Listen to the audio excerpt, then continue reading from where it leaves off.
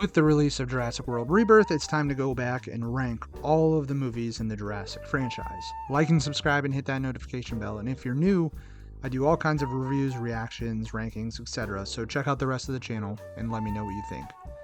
Let's dive into a ranking of Jurassic Park.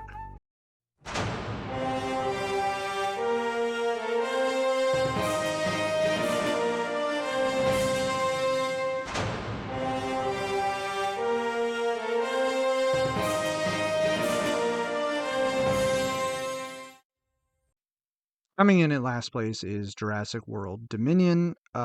This movie is like the closest Jurassic movie to just downright terrible.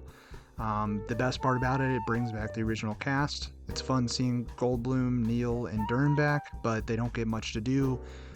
Doesn't even really make sense why they're in the movie. A lot of this movie doesn't make sense. It's all about these locusts. People since I've been alive, so 31 years, have been clamoring for a Jurassic movie where the dinosaurs actually roam the earth and integrate with the human population. We finally get that, and then we don't focus on the dinosaurs. And when we do, it's not even that fun. The plot is just nonsense. They keep going. They just double down on this clone girl, which I thought was a silly and pointless plot thread from the previous movie, and they build it all into Dodgson, the guy from one of the opening scenes in the original that nobody really remembers, getting embryos and creating his own dinosaurs. For what purpose, nobody knows, because it's not like he has a park where people come see them.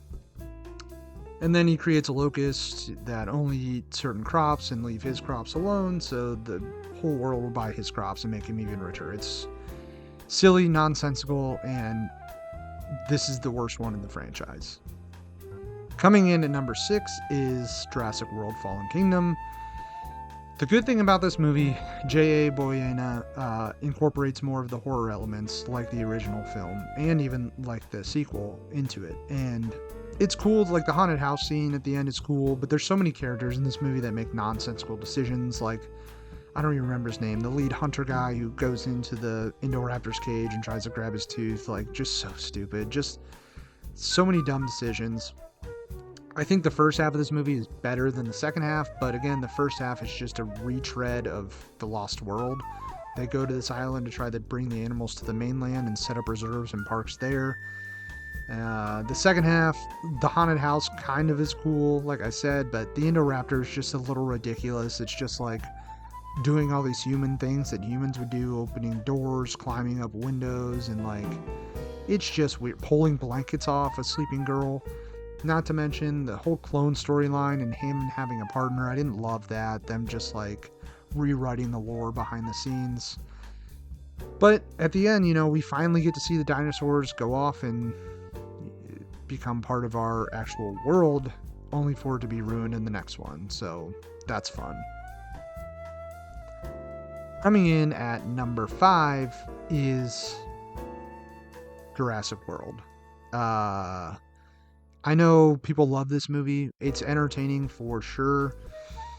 It's just the first one over again. I will say the one saving grace of this movie, I think it's very cool seeing an open and operating Jurassic Park. It's cool to see all the rides and attractions and things like that they've like thought up and invented and incorporated into this movie. So that part's interesting. I think seeing all that's cool. But there's a crisis, the dinosaurs escape, the island gets evacuated, people die. It's the same story. I've always thought the whole training raptors thing was stupid. I don't think it's cool at all. Not to mention it kind of like Owen's character throughout all 3 of these movies, just always waving his hands around to every single dinosaur he sees. Like, that's actually going to do something. Like, it's just a universal signal for all dinosaurs to just stop in their place. It's so ridiculous. And I don't know, the characters aren't even fun. Like, the kids are annoying. They're always like, oh, it's Jurassic Park, you gotta have kids. You don't have to just because the first movie did that. Think of something else. I love Chris Pratt. Honestly, I think he's a very talented actor. This character is boring as shit. I think Owen is one of the worst characters in this franchise. He's just so one-dimensional. He's just like this badass ex-Marine who trains raptors, and that's his whole shtick. And That's it. There's nothing else to his character. He's good at everything. He has zero flaws. Any situation he gets into, he just gets out of it like a badass, and he just knows everything. Apparently, he's a boring character. A lot of these characters are boring in this movie. The Indominus Rex was kind of cool. I mean, I understand. Well, actually, no, I don't understand. They think of this whole plot where it's just like, oh, people are bored of dinosaurs, so we had to think of these hybrids. And it's like, well, no, you don't, because like, I just went to the zoo with my kid last week. People love still going to zoos. There was like thousands of people there. I don't think they actually realize that like we have these things in real life. They're just not dinosaurs, and people love them. So I don't know. The whole this movie's entertaining, but it's not good. If you look at it at a more detailed level about the story and the characters, it's not a good film. Coming in at number 4 is Jurassic World Rebirth. Look, I think this movie is just as bad as these last 4. Last 3. I just think it's a little more entertaining, and that's because Gareth Edwards is so good at shooting, scope, and spectacle. That's the best part about this movie. Visually, it's incredible. The story, like the last 3, sucks. It's not good. It doesn't make any sense. I have a full review of this I just dropped on my channel last week. Feel free to check it out. The whole big pharma plot, it's silly. Scientifically, it doesn't really add up, in my opinion. And the performances across the board are just so jarring. Like, there's very good actors in this movie, but they all phone it in at the same time. And the whole side plot with the family sailing doesn't make sense. Could have deleted that whole storyline and the movie would have been better for it. But because it's more of a visual spectacle than the last 3, it gets a step up here. Coming in at number 3 is Jurassic Park 3. I don't think this movie's great. I do think it's better than the previous 4 I talked about. It's really just like a monster adventure movie. It's not as poignant as the first 2. It doesn't dive heavily into the moral qualms with this whole situation and the people that invented these dinosaurs, which is fine. I don't think these movies all have to be that. And the good thing about this movie is it's very quick paced. You get in, you get on the island, dinosaurs start chasing, and you get out. And I think that's a plus for this one. It's essentially a rescue mission, which is fun. Like I said, it doesn't have to be this elaborate story. But I do think because it's so quickly paced, so many characters die early on and there's no deaths really later. Until we get to Billy, who doesn't actually die. I think having Grant back is awesome. I think Billy's a cool character. He kind of plays like this protege to Grant, but he's like, he's from a different generation, so he tries to take shortcuts. He's not as focused and patient.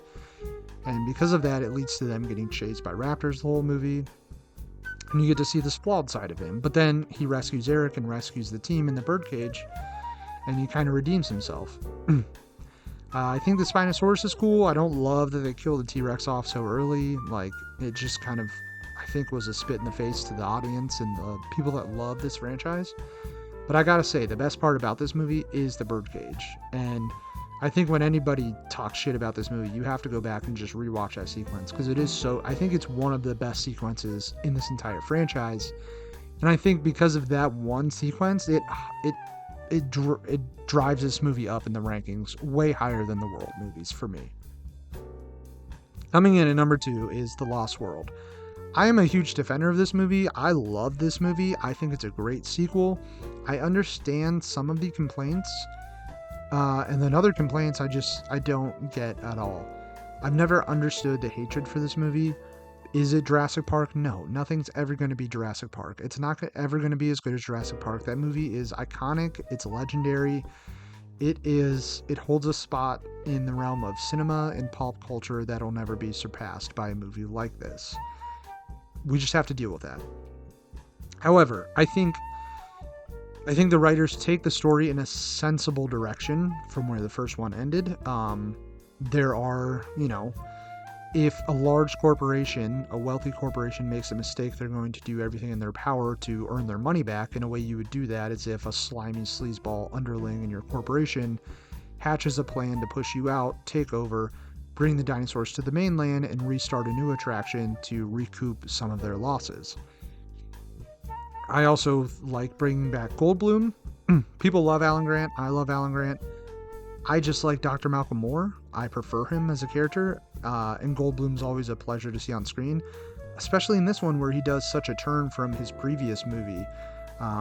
He's this very jokey, kind of serious when he needs to be character in the first one, and he's just kind of like this charming sort of ladies' man.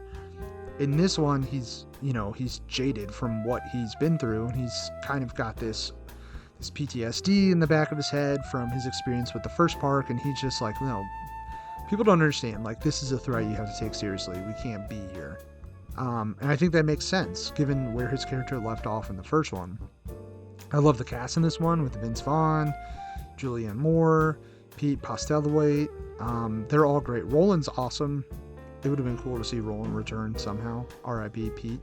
But I love this one. I love seeing the dilapidated worker village and the raptor scene. Yeah, I get it. The freaking gymnastics is a little hokey, but whatever. I think the dinosaur capture scene is great. It's emotional. The trailer scene, I would argue, is one of the most iconic movies or scenes in this franchise. It's up there with a lot of the scenes in the first movie. The action's great. The dinosaur stuff is fun. I've never understood the hate for the San Diego thing. There are criticisms for the boat. Doesn't make any sense why everyone's on the boat's dead. I've heard that there was a raptor scene filmed. I don't know if that's true. But once the T-Rex is loose in San Diego, I love it. So for me, Jurassic World is a way better movie than people give it credit for. And at number one, Jurassic Park. I mean, this was always going to be the case. This movie's iconic. It holds a spot in film history that is just like no one will ever forget about. Seeing those dinosaurs for the first time. I mean, this movie came out before I was born, but it was one of the first movies I ever remember watching. And I've been in love with it ever since. There's so many iconic sequences, from Nedry crashing his Jeep and getting killed, to the T-Rex escaping its paddock, attacking Malcolm, Muldoon and Ellie trying to avoid raptors to turn the power back on. That first time you see that Brachiosaurus jump up and eat a tree is incredible.